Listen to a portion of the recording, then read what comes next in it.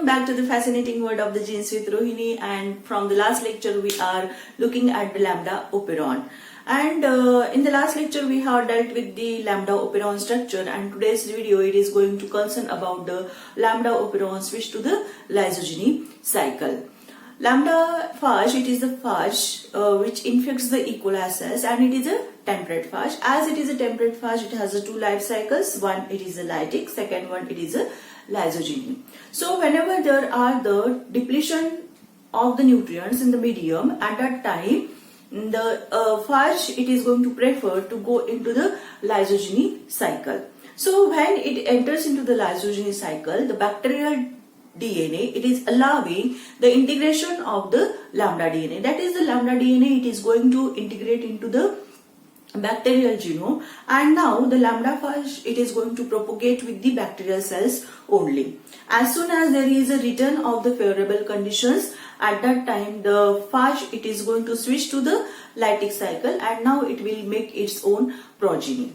So here I have shown here the structure of the lambda operon that we have learned in detail in the last video only. So here there is a C1. At the rightward of the C1, I have shown here there is a crow, then there is a C2, O and a P, and at the leftward there are the genes, they are the N, C3, recombinational genes, ZIS and IN genes. These they are present. Now when a phage infects the E. coli cell, as soon as some of the genes they are getting transcribed, that is they are getting expressed, and that genes, and they are the N and the CRO. As they are expressing as soon as there is an infection of the lambda phage to the bacterial cells, they are called as the early genes. And after the infection, okay, N and CRO genes they are expressed, and here we have seen that the N it is the anti-terminator, and as it is an anti-terminator, it is allowing the anti-termination. So here this N, okay, this N gene, it is allowing the anti-termination at the TL and the TR, so that there will be the ongoing transcription towards the rightward side and the leftward side. That is, the transcription which has been started from the PL, now it is going to be complete up to the IN gene, and transcription started from the PR, it is going to be complete up to the P. So in this way, okay, in this way the N it is allowing the anti-termination, and it is allowing the synthesis of the next genes, and that they are whom they are the C3, okay, and it is the C2. So there will be the expression from the C3 and the C2, and this they are called as a delayed early, and next delayed early it is the C1.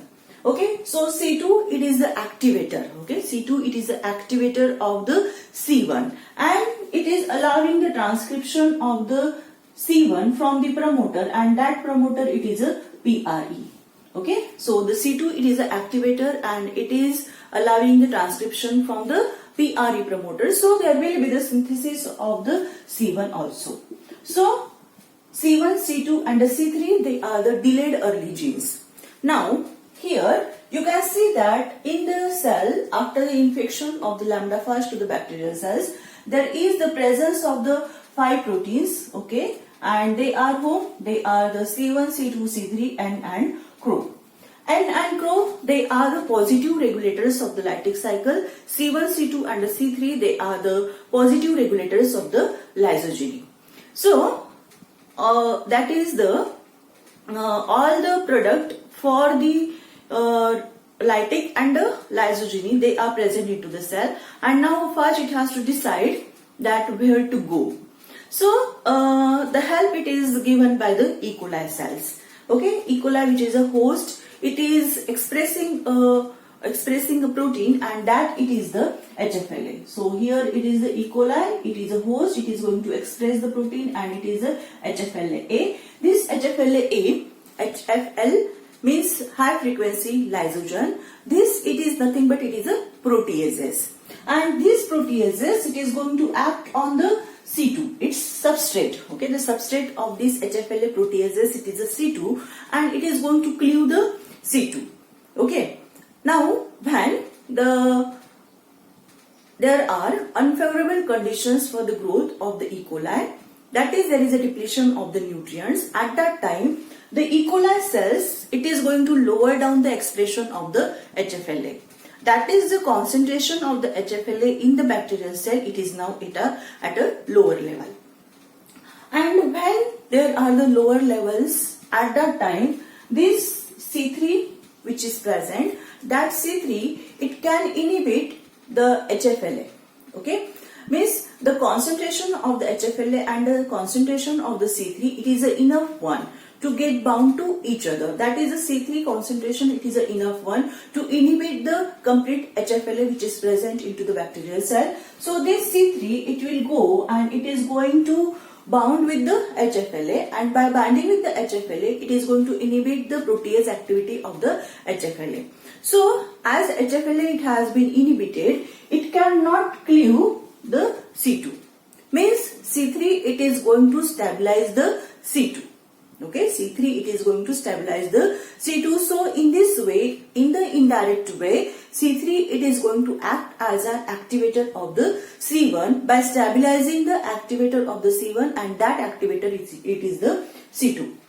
Okay, now the C2 it has been stabilized, and that C2 now it can go and it can activate the promoter, and that promoter it is a PRE promoter, and it is allowing the transcription from the PRE to make the C1. Okay, so now in the cell, now the C1 it is present, and this C1, okay, this C1 it is made in a higher concentration, as the PRE it is now a efficient promoter by having the C2 as an activator. So its rate of transcription now it is very higher one. So as the C1 it is present into the cell, that C1 now it can inhibit the transcription of the N and the CRO genes. Okay. Now here the N it is transcribed from the PL, and PL it has its operator, it is a OL. CRO it is going to be transcribed from the PR, and its operator it is the OR. Okay, so C1 it has a binding site, and that binding site it is the OL and the OR. So by binding with the OL and OR, it is going to inhibit the RNA polymerases to get loaded over the promoter. How the operators of the CRO and the N, they are the overlapping with the PL, and the binding site of the C1, it is that overlapping sequences between the operator and the promoter. Okay, how it is in this way. Okay, so here it is, I am drawing the how there is a binding of the C1 to the operators. Okay, so here there is the OL it is divided into the 3 parts, and here it is the OR, it is also divided into the 3 parts. Okay, so here it is the OL1, OL2, here it is the OL3, here it is the it is the OR3, OR2, and here it is the OR1. And here after the OR1 there is a CRO, after the OL1 there is the M. And here you can see that this OR and OR1 and the OR2 it is placed into the promoter, and that promoter it is a PR promoter, and this OL, okay, the position of the OL, it is where it is in the PL. Okay, the position of the OL, it is in the promoter, it is in the PL promoter. Now the C1, okay, C1 it has the highest affinity for the OR1. Next, it has a little bit lower affinity for the OR2, and it has a least affinity for the OR3. C1 it is the dimeric protein. Okay, C1 it is a dimeric protein, and it is going to bond with the operator with a binding. That binding it is called as a cooperative binding. So here the C1, which is a dimeric protein, now it is getting bound to whom? It is getting bound to the operators, and when it is binding to the OL and the OR, it is going to it is binding simultaneously with the 2 operators. And the binding it is simultaneously it is going to bound with the both of the operators. So when it has to bound with the both of the operators simultaneously, at that time there has to be the loop structure formation. Okay, there has to be the loop structure formation. So here it is the C1, it is a dimeric protein, and the two dimers now they are going to interact with each other, and when the C1 it is binding to both of the operators simultaneously, you can see that there is a loop structure formation. There is a looping of the DNA. And as there is a looping of the DNA, the transcription it is not going to be there, because for the transcription the linear DNA molecule it is required. And here the C1 it is going to first bound to the OR1 and the OL1. Next it is going to bound to the OR2 and the OL2.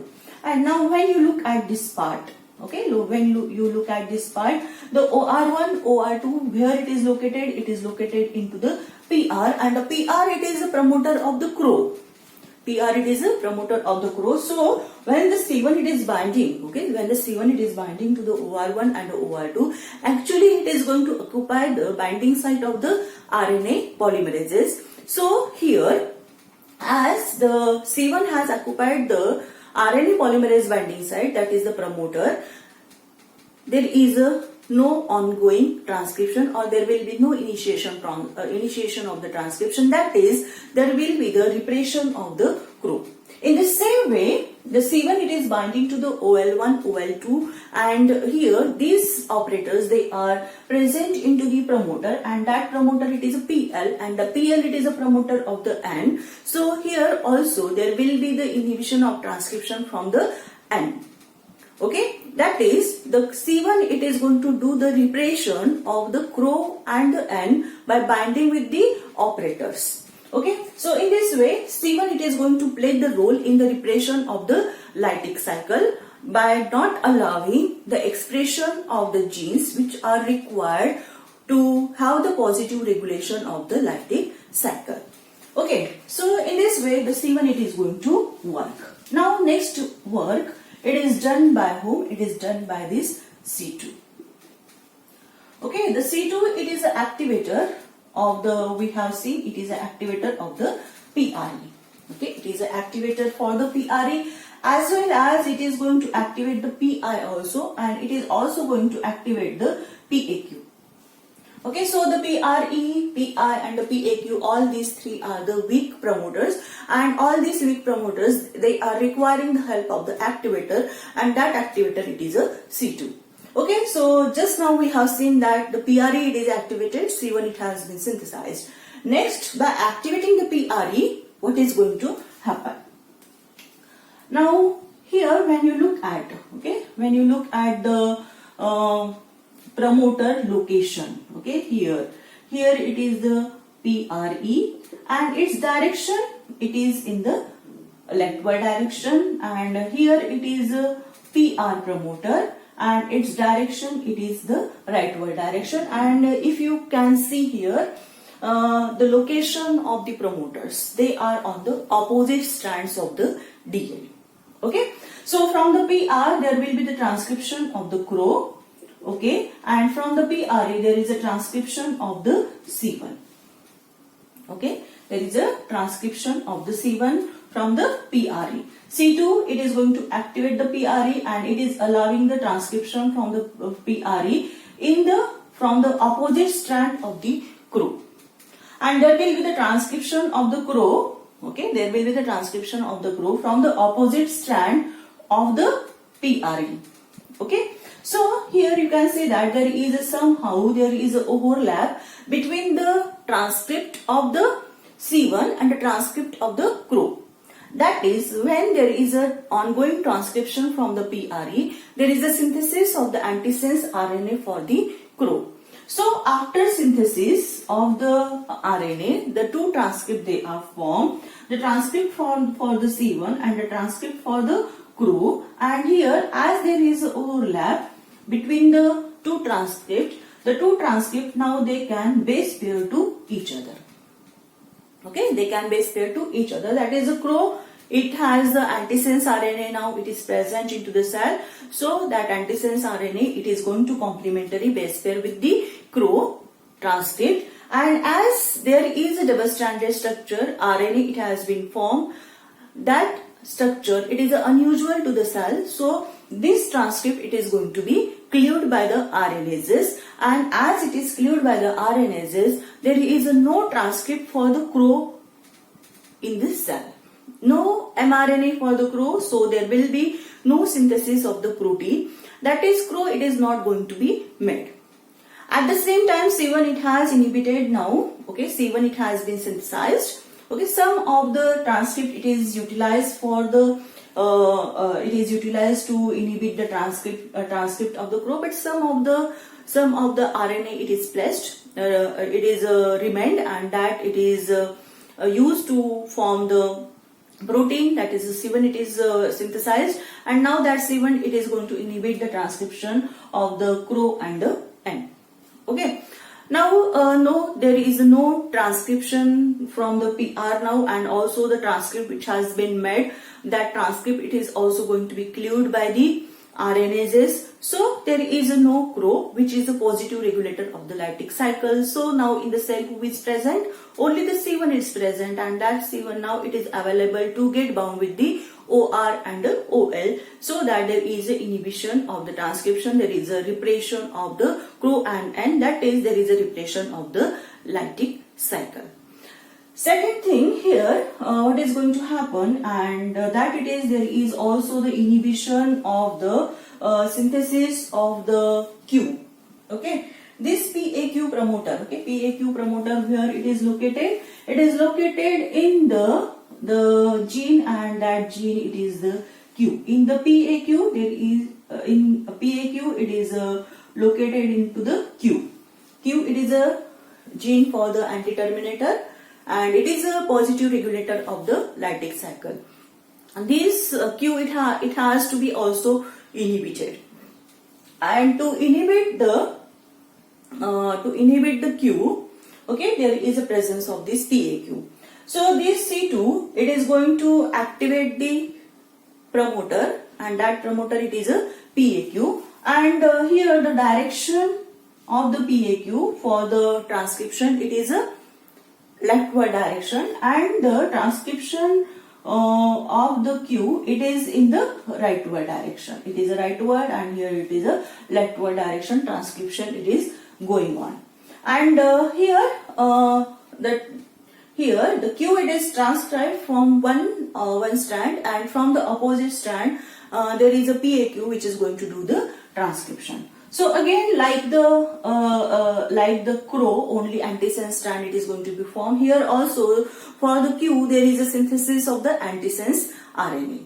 Okay, so here from the Q the transcript it is going to be formed. From the Q there is also the synthesis of the transcript, and you can see that as there is a synthesis of the antisense strand for the Q, there is a base pairing between the transcript of the Q with its antisense strand, and again there will be the formation of the double-stranded RNA structure, and that double-stranded RNA structure it is going to be cleared by the RNases.